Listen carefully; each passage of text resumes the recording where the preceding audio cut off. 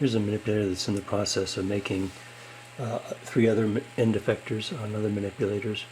It's already made a hook on the middle manipulator. You see the little hook on the end. This one's just a straight one, and it's in the process of making a fork end effector on the first robot that it's working on presently.